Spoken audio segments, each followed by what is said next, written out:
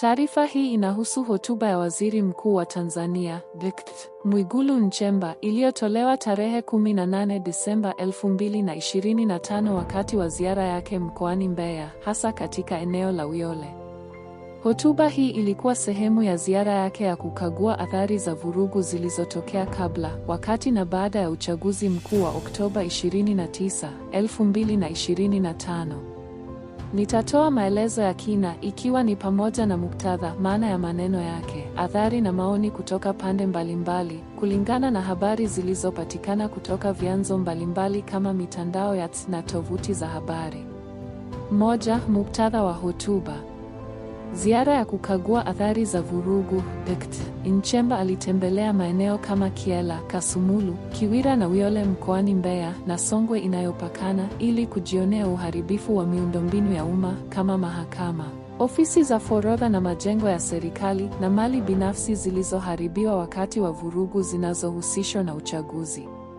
Vurugu hizi zilijumuisha uchomaji wa majengo, uharibifu wa mali na migogoro kati ya wafuasi wa vyama vya siasa. Kulingana na ripoti, vurugu hizi zilianza kabla ya uchaguzi na ziliendelea baada yake, na serikali ikilaumu upinzani kwa kuwahamasisha wananchi kufanya hivyo. Ziara hii ililenga pia kutoa maelekezo juu ya urejeshaji wa huduma na kuwahamasisha wananchi kulinda amani. Uchaguzi wa Oktoba 29, 2025. Uchaguzi huu ulihusisha uteuzi wa rais, wabunge na madiwani. Rais Samia Suluhu Hassan wa Chama cha Mapinduzi (CCM) alitangazwa mshindi, lakini upinzani, hasa Chama cha Demokrasia na Maendeleo (Chadema), ulidai uchaguzi ulichakachuliwa na kulikuwa na vurugu, mauaji, kunyang'anywa simu na kukatwa kwa intaneti nchi nzima. Waangalizi wa kimataifa kama AU, SADC, EU na Marekani walikosoa uchaguzi huo kwa ukosefu wa uwazi na haki, na kulikuwa na ripoti za mauaji ya raia na unyanyasaji wa polisi. Matokeo yake, kulikuwa na wito wa maandamano ya Desemba 9, 2025, alama ya reli D9, ambayo serikali iliyazuia na kuwataka wananchi wabaki nyumbani. Msimamo wa serikali. Serikali imekuwa ikilaumu upinzani na maslahi ya nje foreign interests kwa vurugu.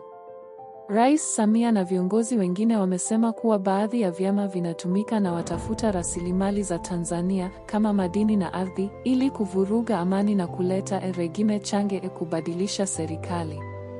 Hii ni hoja ya kawaida katika siasa za Afrika ambapo serikalini hulaumu nchi za magharibi au diaspora, watu wa nje, kwa kuwapa fedha upinzani ili kuleta machafuko. 2. Maelezo ya maneno ya Dkt. Nchemba. Hotuba ya Dkt. Nchemba ilikuwa na vipengele kuu viwili kulingana na video na ripoti. Shutuma kwa chama cha siasa. Alidai kuwa chama kimoja cha siasa, anasema bila kutaja jina, lakini inavyoeleweka ni Chadema au upinzani mwingine, kinatumika na maslahi ya nje kuvuruga amani na mwelekeo wa taifa. Alisisitiza kuwa Tanzania haiwezi kuongozwa kwa rimoti kutoka nje ya mipaka yake, akimaanisha kuwa nchi haiwezi kuendeshwa na maagizo au fedha kutoka nje.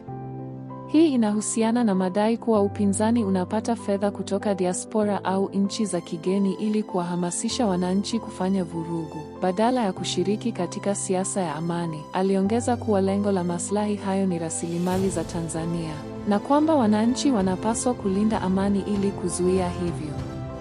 Masuala ya fedha na maisha ya anasa. Alisema kuwa baadhi ya vyama vya siasa vilivyokuwa havina hata uwezo wa kujenga ofisi sasa vinaishi katika hoteli za kitalii kwa muda mrefu. Hii inazua maswali kuhusu vyanzo vya fedha, fund sources, na jinsi wanavyopanga kuzirudisha, repayment. Hii ni shutuma moja kwa moja kwamba upinzani unapata fedha za kigeni, ambazo zinaweza kuwa ni mikopo au misaada inayolenga kuwapa uwezo wa kufanya kampeni au vurugu, badala ya kujenga msingi wa kizalendo. Katika hotuba, alionyesha kuwa viongozi wa CCM na upinzani ni marafiki binafsi, wanaazimana hadi mafuta, lakini wafuasi wao wanahamasishwa kufanya vurugu. Unaambiwa komaa kamanda mpaka ufe. Ili kuonyesha kuwa vurugu si za kisiasa bali ni matokeo ya ushawishi wa nje. Hotuba hii ilitolewa mbele ya umati wa wananchi na alihitimisha kwa kuwahamasisha kulinda amani, akisema amani yetu ndiyo maendeleo yetu. tuilinde kwa maslahi ya taifa. 3. Athari na maana ya hotuba. Kwa serikali na SCN, hotuba hii inaimarisha msimamo wa serikali kuwa vurugu si matokeo ya uchaguzi mbovu bali ni mpango wa kigeni. Inawapa SCN uhalali wa kuwakamata viongozi wa upinzani kama Tundu Lissu na wengine waliokamatwa na kuzuia maandamano.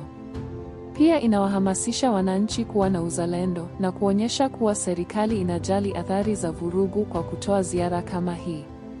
Kwa upinzani umeitikia kwa kulaumu serikali kwa mauaji na unyanyasaji. Kwa mfano, viongozi wa Chadema wanasema serikali inatumia madai ya maslahi ya nje ili kuficha uchakachuzi na mauaji ya raia. Wanasema diaspora inahamasisha haki, si vurugu, na kuwa serikali ndiyo iliyoteka uchaguzi na kutumia nguvu ya polisi na jeshi. Baadhi ya maoni kwenye yanapinga hotuba ya Nchemba, yakisema ni kiburi au kudanganya, na kuomba uwajibikaji kwa mauaji. Kimataifa, waangalizi wamekosolea serikali kwa kutowajibika kwa mauaji na kukatwa kwa intaneti.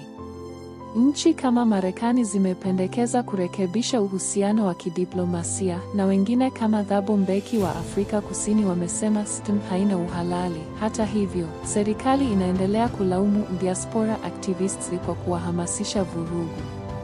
4. Maoni mbalimbali na uchambuzi. Upande wa serikali, wafuasi wanasema hotuba inaonyesha uongozi unaojali amani na maendeleo, na kwamba upinzani unapata fedha kutoka nje, alama ya reli rudisheni hela za Ford.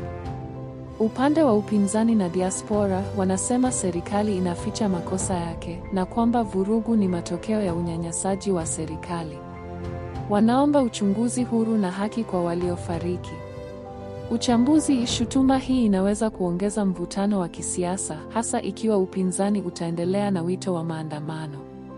Inavyoonekana, Tanzania inakabiliwa na mgawanyiko mkubwa baada ya uchaguzi.